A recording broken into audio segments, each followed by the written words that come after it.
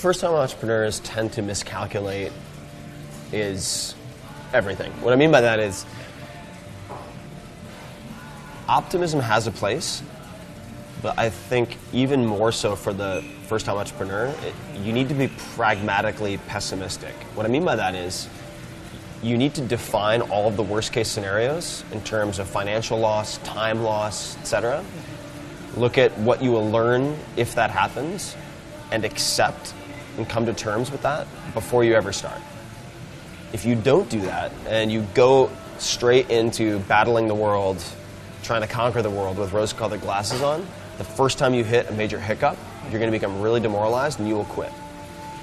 So optimism, all that rah, rah, rah, that's awesome. But you need to hope for the best and prepare for the worst before you ever get started. I always recommend that. Email is a necessary tool, but I think that overusing email and spending the majority of your time in your inbox becoming reactive is the most dangerous habit that a lot of entrepreneurs have. You can't avoid it all the time, but it's important to form a strategic vision and direction for your company that is not a response to everyone else. And it's challenging to do, but it definitely can be done. And I mean, the best CEOs and founders I know use email, don't get me wrong, they use email a lot, but they're very good at forming a vision by understanding their business better than anyone else, instead of allowing every customer, every board member, every VC, every investor to affect how they look at their own company. I think the team needs to have the same end goal. I don't think, even if people have the same grand vision, if you have a co-founder who's willing to sell the company for 1/3 what you're willing to sell it for, you're going to have a lot of big problems if the company is successful. Even if it's not successful, that can manifest itself in a lot of ways. So I think that, at least with your co-founders, it has a lot to do with board seats and board control, but I think it's extremely important to have the same end goal for not only your co-founders, but also with your venture capitalists if they end up taking a board seat. It's extremely important to have a financially similar end goal in a lot of respects. So I would say that they're one and the same. I wouldn't choose one or the other. Well, as a startup, as it relates to productivity, I think that it's very easy to be seduced by doing things efficiently, trying to do a lot of things well. I don't believe that's the most important thing. The most important thing is picking the right things to do in the first place. And that's being effective versus just being efficient. So within a startup, its success, I don't think, is measured by how many things you can do at once. It's measured by how effectively you're able to pick the one or two things that are the highest priority. And there's always going to be a seduction to get distracted and focus on 20 things at once. And the most effective entrepreneurs I know are very good at focusing on one or two things and either eliminating the rest or delegating to other people or outsourcing it, so it's not done within the team, but it's actually to third parties. You need to know what your unique strengths are and be willing to delegate. So I would say that the question of whether you should take a skill, learn it yourself, delegate it to someone else, or hire a new team member are determined by having a very accurate self-assessment and assessment of your team's skills.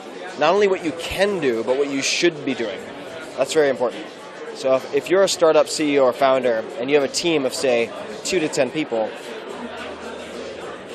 as soon as you have funds to hire, you should not be focused on the things that you are bad at.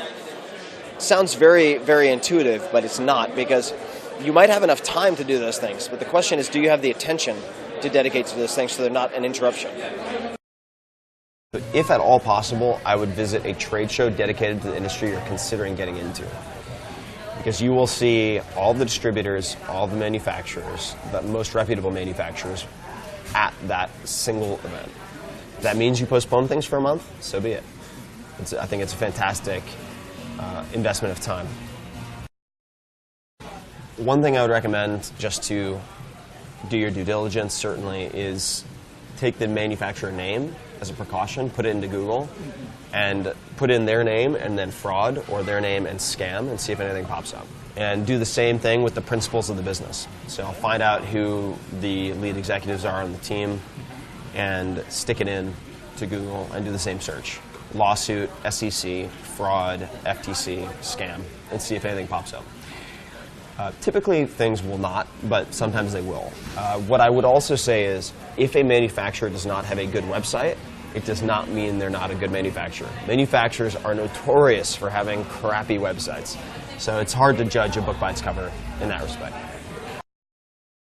If you're going to prototype through a manufacturer or do a small batch, which is what I recommend, I would just emphasize the point that you should not get seduced by per unit costs. So just because you'll save $1 a unit if you do 1,000 instead of 100, until you know for a fact that you can build demand or find demand, fill that demand, acquire customers profitably, all of that you should only manufacture in small batches. Because if you end up with a lot of inventory you can't clear out, and then you have to pay your invoices net 30, whatever it is, you can go out of business really fast. You just have to be smart about cash flow. Once you've found a number of manufacturers, put out a proposal to a number of them and let them all know that you are putting out multiple proposals. Chances are you're not going to impress them if you have a limited budget with the amount of capital you have to put into a first manufacturing run. And they'll want to figure that out really quickly. So you just make it clear that if this succeeds, and you have to put together a proposal for this, you have plans for this following type of marketing campaign, this following a 2-year business plan, effectively, which is what I did to first get my business off the ground. Reputable manufacturers are good business people.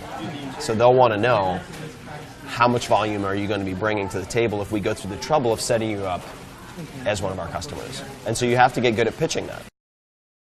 I encourage people to sacrifice margin in the beginning during testing. This is very important, so it might be something we can discuss separately, but in effect, to get a lower per unit cost, you don't want to stock up on 1,000 units of a product you've never sold before. It's a much better idea to prototype, maybe dry test, then only at that point do a small batch run of the product. Even if you're only making 2 cents a unit, as long as you're not losing money, you want to test and not end up with an entire warehouse full of product you can't move. Yeah. And I think that in the beginning it pays as long as you're not losing money, even if you're losing a small amount, to test effectively so that you know when you scale you will have demand and be able to fill that demand effectively.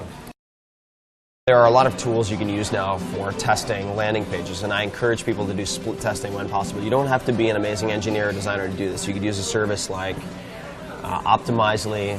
You could use a service like Unbounce.com. You could use something like HubSpot also to do this type of drag and drop testing.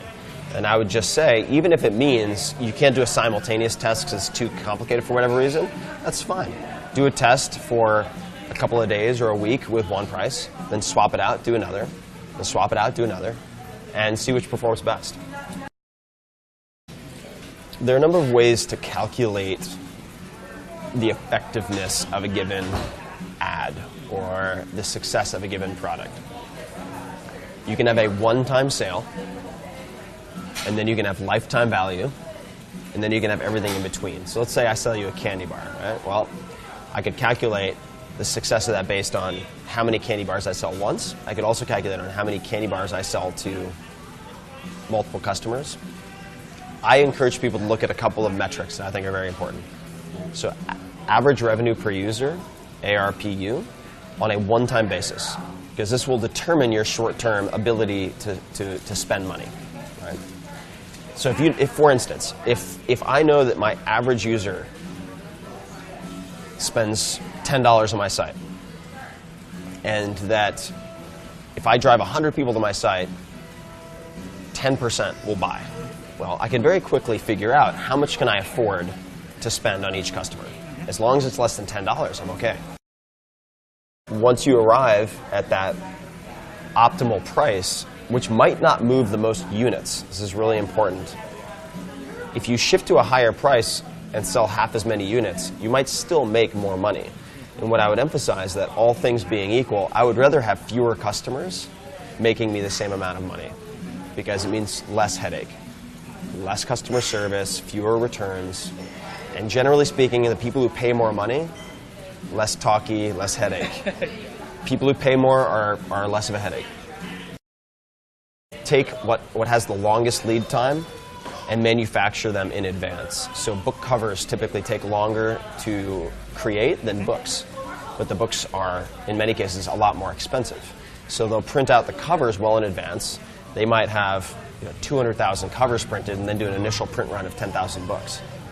So at times, it can make sense to stockpile certain components if that speeds up your manufacturing time. I used to do that with specific ingredients that went into these sports nutrition products. There were 2 or 3 that took a long time to procure, and it made our turnaround time for manufacturing about 12 weeks.